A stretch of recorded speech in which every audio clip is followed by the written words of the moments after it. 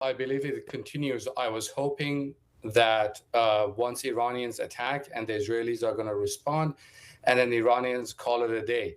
But apparently, the latest reports, as you just mentioned, suggest that the Iranians have decided to attack again.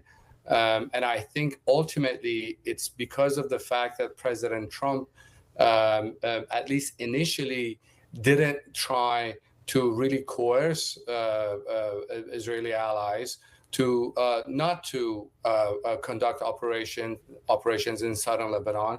I also think that he squandered precious time and didn't finalize a deal that he claimed he was very close with Iranians. So I think this is why we are where we are now.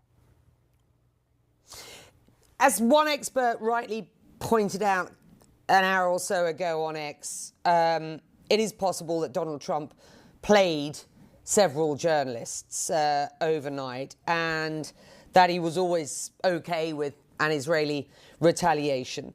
We have to accept that that is, one scenario here. Sina, what do you understand to be the latest on these talks? Donald Trump has said that he is very close to a final deal, whatever that looks like, and let's talk about that, and that it will be a good deal. And he said it could come in the next few days, if not today, Monday. What does that look like at this point?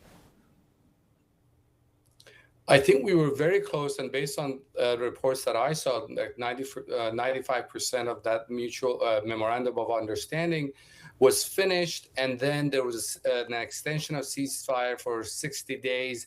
And in the meantime, the Iranians and Americans would conduct technical details for a nuclear agreement, because that obviously takes a lot longer to really hammer out Iran's actions on with its nuclear program and the reciprocal actions by the United States.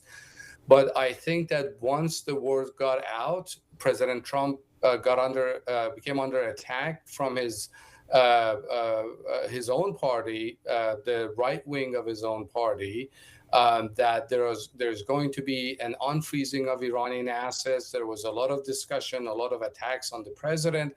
And I believe that he's now having a second thought on that, and based from what I've seen.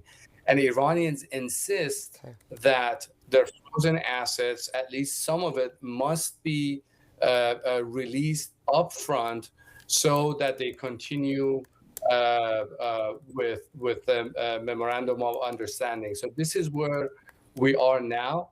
I hope that we can get a deal. And we also have to keep in mind that the freezing of assets from the beginning was really an instrument to use it as a leverage in future negotiations. If we don't unfreeze those assets, there's really no purpose